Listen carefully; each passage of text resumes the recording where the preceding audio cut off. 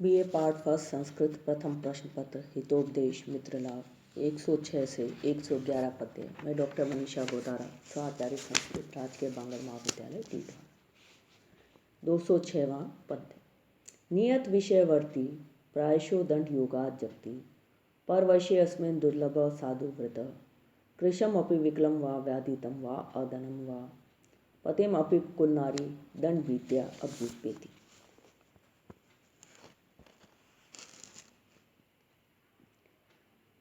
अस्मिन परवशे, इस परवश अर्थात राजा के अधीन, इस संसार में बहुधा दंड के भय से लोग अपने नियत कार्यों में लगे रहते हैं और नहीं तो अच्छे आचरण में मनुष्यों का रहना कठिन है, क्योंकि दंड के ही भय से कुल की स्त्री दुबले, विकलांग, रोगी या निर्धन भी पति को स्वीकार करती है। क्योंकि दंड के भय से ही कुल की स्त्री दुबले, विकलांग, रोगी या निर्धन भी पति को स्वीकार करती है। इस परवश अर्थात राजा के अधीन, इस संसार में बहुधा दंड के भय से लोग अपने नियत कार्यों में लगे रहते हैं और नहीं तो अच्छे आचरण में मनुष्यों का रहना कठिन है, क्योंकि दंड के ही भय से कुल की स्त्री दुबले, विकलांग, रोगी या निर्धन भी पति को स्वीकार करती है।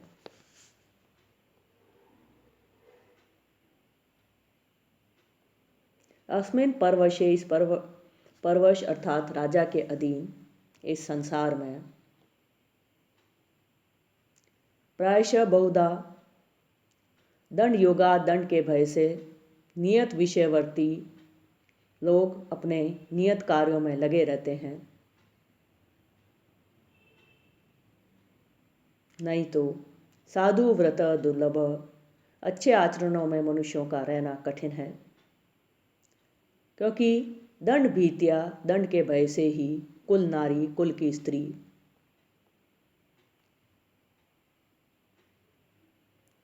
कृशम दुबले पतले, विकलम विकलांग, व्याधितम रोगी, वा अधनम अथवा निर्धन भी पतिम अभ्युपेति, पति को स्वीकार करती है।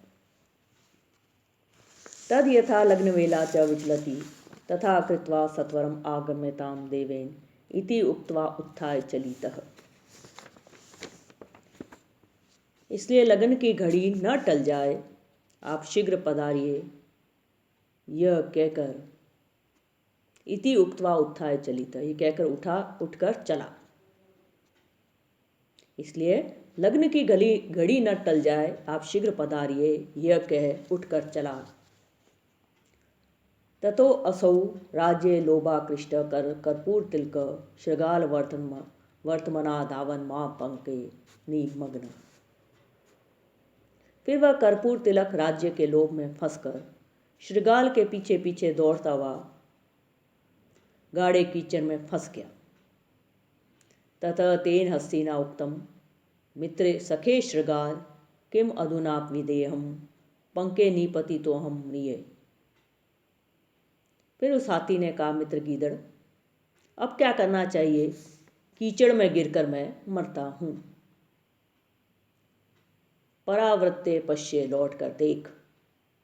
श्रृगालेन वियस्य उक्तम, गीदड़ ने हंसकर कहा, देव मम पुच्छक अवलंबनम कृत्वा उत्थिष्ठ। गीदड़ ने हंसकर कहा, महाराज मेरी पूंछ का सहारा पकड़कर उठो। यत मद विदस्य वत्सी त्वया प्रत्यय कृतः तद अनुभूयताम अशरणम दुखम। जैसा मुझ सरीके की बात पर विश्वास किया, तैसा शरण रहित दुख का अनुभव करो।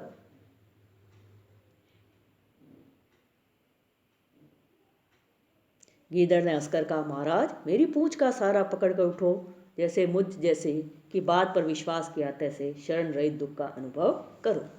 इसलिए लग्न की घड़ी न टल जाए, आप शीघ्र पधारिए, यह कहकर उठकर चला।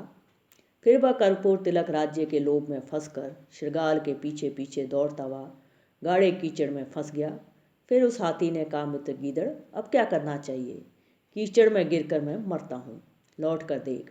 गीदड़ ने हंसकर कहा, महाराज मेरी पूंछ का सहारा पकड़कर उठो।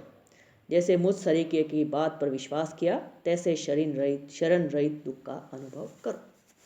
तथा च उक्तम, जैसा कि कहा गया है, यथा असत्संगरहितो भविष्यसि भविष्यसि तदा असज्जन गोष्ठीषु पतिष्यसि पतिष्यसि। यदा असत्संगरहितो भविष्यसि भविष्यसि तदा असज्जन गोष्ठीषु पतिष्यसि पतिष्यसि। ऐसा कहा गया, जब बुरे संग से बचोगे तब जानोगे जियोगे, और जो दुष्टों की संगत में पड़ोगे तो मरोगे। जैसा कि कहा गया है, जब बुरे संग से बचोगे तब जानो जियोगे, तब जानो जियोगे, और जो दुष्टों की संगत में पड़ोगे तो मरोगे। उपायेन ही यत् शक्यम इत्यादि। ततः महापंके निमग्नो हस्ती श्रगाले पक्षितः। फिर बड़े कीचड़ में फंसे हुए हाथी को गीदड़ों ने खा लिया। अतो अहम ब्रवीमि, इसीलिए मैं कहती हूँ, उपायेन ही यत् शक्यम इत्यादि। इसलिए मैं कहता हूँ कि उपाय से जो हो सकता इत्यादि। ततः कुटिन्य उपदेशेन तम चारुदत्तम आत्मानं वणिकपुत्रम स राजपुत्र सेवकम चकार। फिर उस राजपुत्र ने कुटनी के उपदेश से चारुदत्त नामक बणिये के पुत्र को सेवक बनाया। ततो असौ तेन सर्व विश्वास कार्येषु नियोजित। फिर इसको उसने सब विश्वास के कार्यों में नियुक्त कर दिया। एकदा तेन राजपुत्रेन स्नात अनुलिप्तेन कनक रत्नालंकारधारिणा प्रोक्तम। एक बार एक दिन कूटनी के उपदेश से उस राजपुत्र ने नहा धोकर और देह में चंदन आदि सुगंध द्रव्य लगाकर और सुवर्ण के रत्न जड़ित आभूषणों को पहनकर कहा, अद्य आरभ्य मासम एकम गौरी व्रतम कर्तव्य। चारुदत्त, आज से लेकर 1 मास तक गौरी व्रत करना है। तद अत्र प्रतिरात्रम एकाकुलिनाम युवतिम आन्य समर्प्य। आज से लेकर 1 मास तक मुझे पार्वती जी का व्रत करना है, इसलिए आज से यहाँ नित्य रात को एक कुलीन जवान स्त्री ला दिया कर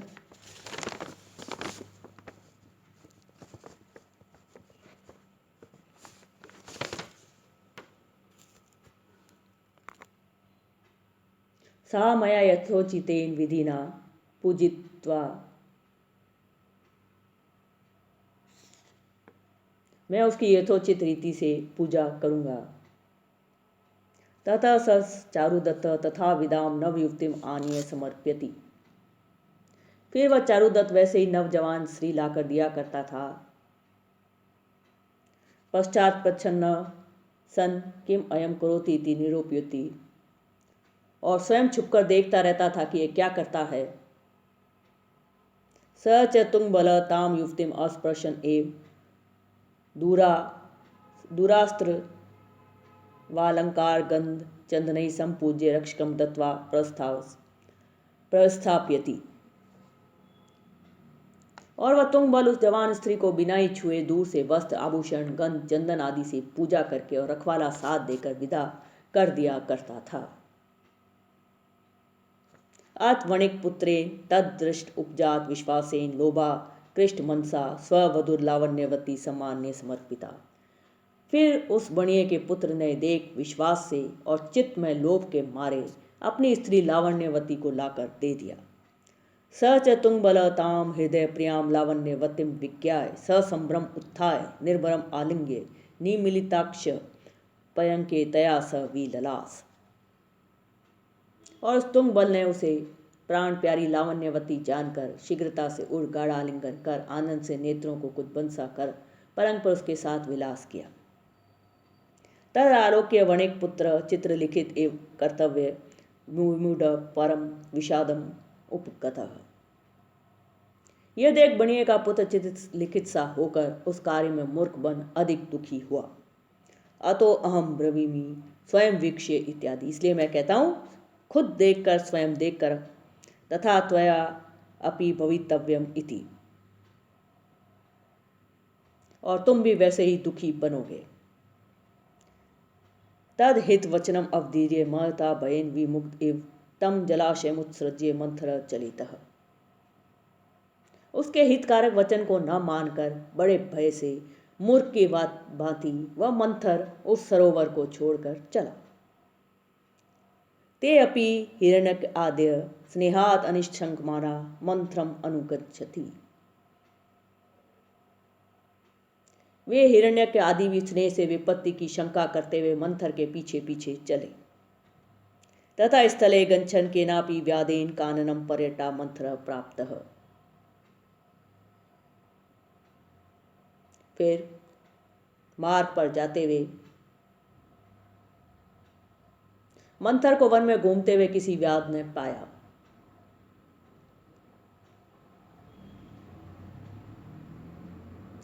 प्राप्य तम गृहीत्वा उत्थाय धनुषी बद्ध्वा भ्रमण क्लेशात् शुद्ध पिपासाकुल परम विषादम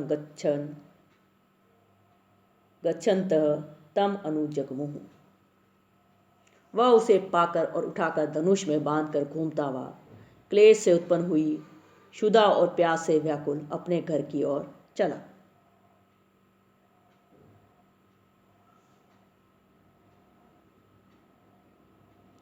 पीछे मृग, काक और चूहा ये बड़ा विषाद करते हुए उसके पीछे पीछे चलने लगे। ततो हिरण्यक्यो विलपति, उसके पश्चात हिरण्यक्य रोता है।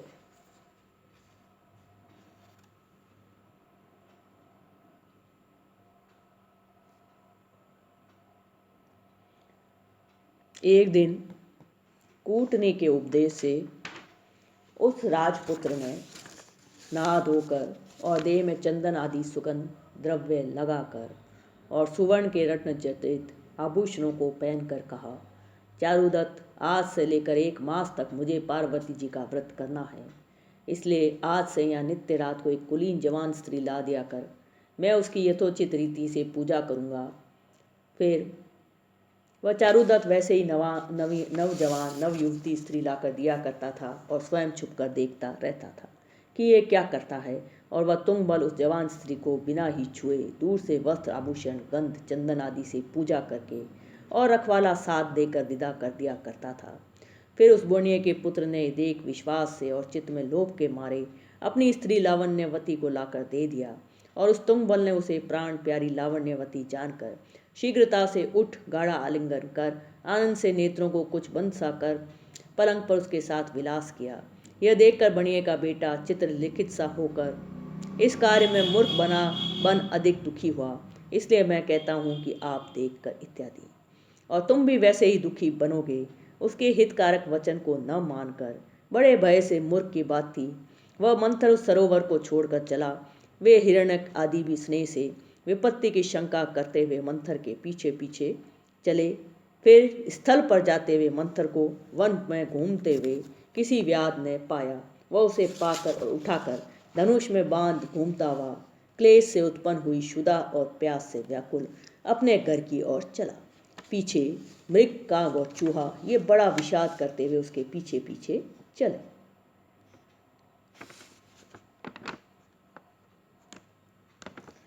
ततो हिरण्यको विलपति, एकस्य दुःखस्य न यावत् अन्तं गच्छाम्यहं पारम इव अर्णवस्य तावत् द्वितीयं समुपस्थितं मे छिद्रेषु अनर्था बहुली भवन्ति। फिर हिरण्यक्य विलाप करने लगा, समुद्र के पार के समान निसीम एक दुख के पार जब तक मैं नहीं जाता हूँ तब तक मेरे लिए दूसरा दुख आकर उपस्थित हो जाता है।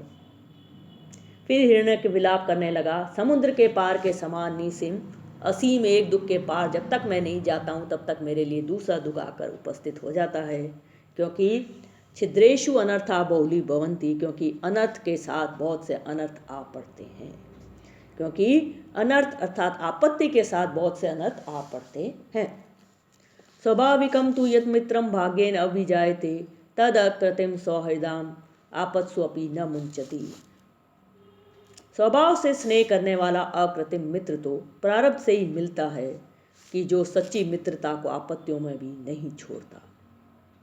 स्वभाव से स्नेह करने वाला अकृत्रिम मित्र तो प्रारब्ध से ही मिलता है कि जो सच्ची मित्रता को आपत्तियों में भी नहीं छोड़ता है। न मातृ न दारेषु न सोदर्ये न च आत्मजे विश्वास तादृश पुंसाम यादृङ् मित्रे स्वभावजे। न माता में, न स्त्री में, न सगे भाई में और न पुत्र में ऐसा विश्वास होता है कि जैसा स्वाभाविक मित्र में होता है। न माता में, न स्त्री में, न सगे भाई में और न पुत्र में ऐसा विश्वास होता है जैसा स्वाभाविक मित्र में होता है। इति मुहुः विचिन्त्य अहो दुर्दैवम्। इस प्रकार बार बार सोचकर बोला, अहो दुर्भाग्य। यतः क्योंकि स्वकर्म संतान विचेष्टितानि कालांतरावर्ती शुभ अशुभानि यह एव दृष्टानि मयेव तानि जन्मांतराणि एव दशांतराणि। क्योंकि संसार में अपने पाप पुण्यों से किए गए और समय के उलट पलट से बदलने वाले सुख दुख पूर्व जन्म में किए हुए पाप पुण्य के फल मैंने यहीं देख लिए।